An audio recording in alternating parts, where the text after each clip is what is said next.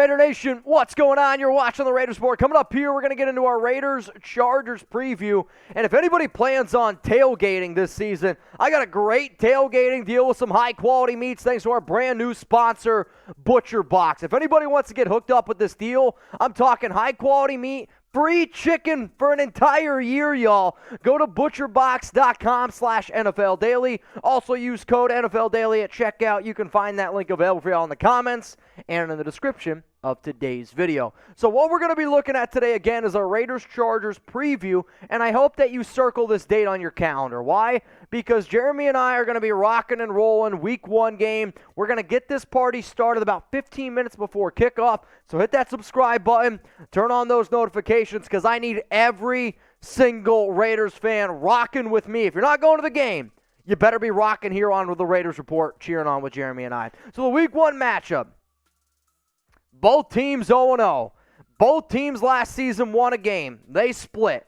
But knowing how the season ended in Week 18 a little makes me super amped for this game. So if you want to know what I'm watching for, I'll give that to you. We got a score prediction at the very end of today's show. And if you haven't already spammed FLAC down in the chat, make sure you do so. And if you haven't, I want you to send this score to a Chargers fan. I want you to send this to somebody who, just in case they forgot how last season ended, because the Raiders won 35-32 in a thrilling game in overtime. And I remember if this game would have tied, both teams would have went to the playoffs. But you know what? You don't tie with your division rivals. You win a big-time game, and at the end of the day, man, super, super excited to see this one go down.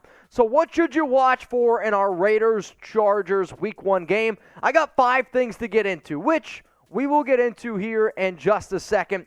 But there's going to be a lot of people that are going to focus on some of the higher-level stuff. I'll be just point-blank honest with y'all. The biggest thing that I'm watching in this game is how the Raiders' offensive line handles guys like Joey Bosa and how the Raiders handle somebody like Khalil Mack. I respect Mack.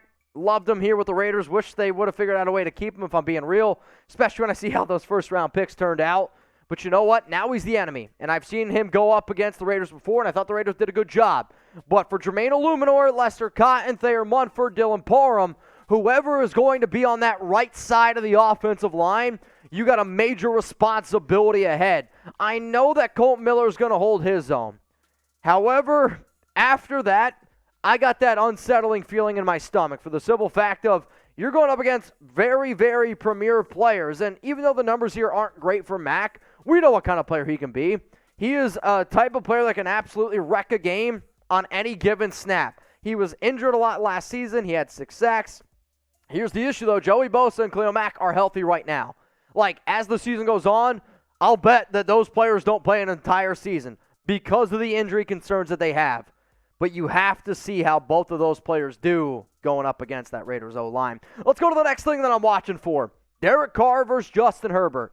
Justin Herbert is an up-and-coming quarterback in the National Football League. No doubt about it. If I were to build an NFL roster right now with quarterbacks under the age of 26, 27, Herbert's up there as one of my top picks. He has more passing touchdowns than any quarterback his first 2 years in the season with 69.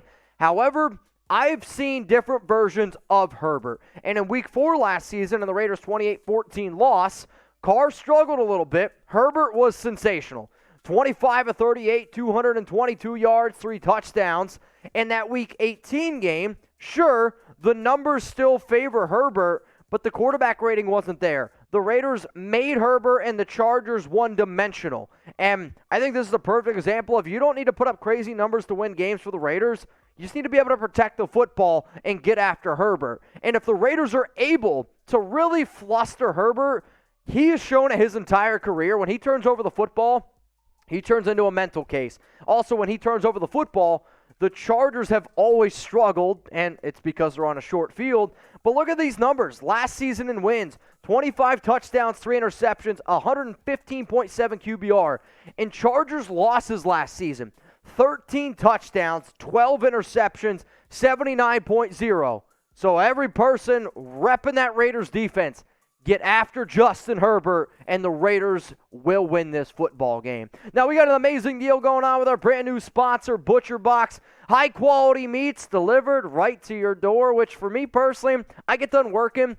I don't want to have to figure out what I got to make for dinner. It's not what I want to do. Luckily, the ButcherBox, they're going to send it right to you, and then guess what? You're going to have high-quality meat that you can cook simply and easily. How do you do it? You got to go to butcherbox.com/NFL Daily. Now, here's probably one of my favorite parts about this. You can literally take chicken breasts off your grocery list. ButcherBox is offering our listeners an incredible deal that they've never offered before. Free chicken for a year. Get 2 pounds of free-range organic chicken breasts for free in every order when you sign up at butcherbox.com/NFL Daily and use code NFL Daily. Claim this deal at butcherbox.com/NFL Daily and use code NFL Daily. I love, and that's going to sound weird, I love meat, especially good high quality meat. Like, has anybody ever had like bad tasting food? It's going to sit in your mouth for a while. Luckily with ButcherBox, it's not going to happen. And you don't have any of the antibiotics. It's hormone free. This is good food, and it's going to make you feel a lot better. I promise you that. So butcherbox.com/NFL Daily to get set up with our deal. Let's talk about Davante Adams, because I just want to watch Davante Adams, if I'm being real with y'all. Like, straight up, in all honesty, how does Davante Adams look up against some of these cornerbacks for the Los Angeles Chargers? If Adams doesn't have to go up against J.C. Jackson, which he's battling an injury right now, that's going to be a great thing for Adams, because the only player that I think can go up against him one-on-one and give him a little bit of trouble is JC. But we got to face it, man. You give up you give a first-round pick, a second-round pick, you give him a 5-year, $140 million deal. I can't wait to see Adams and Derek Carr hopefully absolutely torching this Chargers secondary, and J.C. Jackson could potentially be out of this game. He's battling an injury. There was a report that came out, I want to say like 10 days ago, that said that he was going to need 2 to 4 weeks. And at the time of the Raiders playing in this game, it would technically be 19 days since the surgery. So if it takes him longer to heal, you might not see him out there. And Davante's going to open up things for Hunter Renfrow. We know that. But if you're also not going to be watching how Mack, Tyron Johnson, and DJ Turner look, maybe the Raiders decide to promote somebody like Khalil Cole from that practice squad. All eyes, though, on this Raiders wide receiver room. So since we're speaking about 17, we're speaking about the best damn wide receiver in the National Football League, how many receiving yards is Adams going to have against the Chargers? I want to know from y'all. Take an educated guess. There's a lot of areas you can go. How many receiving yards for Davante Adams up against the Chargers this upcoming week? Let's go to the next thing that I'm going to be watching for. I want to see what that running back by committee looks like. Is it just going to be, is it like super split with Josh Jacobs, Zamir White? How does Brandon Bold and Amir Abdullah get worked in? Is Brent Brown going to get a touch or two? Are they going to go with a hot hand approach where Jacobs struggles early on, then Zamir White gets a few good runs, they go with him for the rest of the game? If there has been something that has given me a headache throughout my entire fantasy football days, it's been trying to predict what the New England Patriots used to always do at the running back position. I believe Jacobs is the best back on our team. He's the guy that I would give the most touches to, and if the Raiders can get out to an early lead, I'm hoping, and I am hoping, that it's going to be a Josh Jacobs, Zamir White show, because I think that's going to be very, very good for this team. All right, y'all, before we get into the very last thing that I'm going to be watching for, friendly reminder that I'm doing an NFL Pick'em Challenge over on Locals, which you guys can please enter. It is for supporters only at chatsports.com/week1. That link is going to be available for y'all in the comments and in the description of the video. For those of you that don't know what a Pick'em is, you simply just pick the winners of every single game this upcoming week, and then you also make a prediction of the Raiders-Chargers score for a tiebreaker in case somebody has the exact same win total. You can also join Locals, though, if you want 2 exclusive videos every week, an extra live show. I kick it with the nation every single week, and I love what we have over there. So please use that QR code, scan that bad boy, and winner of the NFL Pick'em Challenge will get a $50 gift card. I don't know about you. Sounds like a pretty good deal to me. Let's go to the last thing I'm watching. Patrick Graham's defense. With the amount of defensive questions that this team has had since I've started covering them, hell, since Derek Carr's been the quarterback, hell, past 20 years. Raiders defense has struggled. I was very impressed by the way that the Raiders defense looked in the preseason. I get it. It was the preseason. But in terms of some of these top players to watch going up against the Chargers, which on paper, Josh McDaniels said it himself on Tuesday, this might be the best team on paper. But we also know that if you have a good team on paper, you still got to go out there and play on Sundays. I want to see how Maxx Crosby does up against the Chargers. Right tackle gave up 9 sacks last season. How does our brand new signed free agent Chandler Jones look? That duo, is it better than Crosby and Ngakoue? Nate Hobbs, can he be that true number one corner? How are they going to use him all over the field? Inside, outside? Rock Ya-Sin, you made a trade for him. He's going to bring that physicality.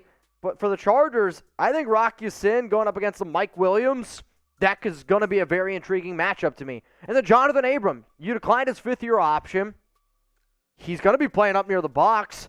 I like Deron Harmon more in this matchup. But if you don't think that this is a big-time game for Abram, hell, even a guy like Clelin Ferrell, you are crazy. So I promised you all at the video I would give you my score prediction. Before I give my score prediction, I want to know from you, whether you're a Raiders fan watching this video, whether you're an NFL fan watching this video, if you made it this far, give me your score prediction right now. Now, I've already put this out there in a few different places, but you know what? I'm going to stick to it. I get it. Raiders are 3-point underdogs. Love it. The over-under in this game, 52 points. I'm taking the over, and I'm taking the silver and black to win on the road in Los Angeles. Let's be real, y'all. That's a home game. 34-32 Raiders win. That's my score prediction.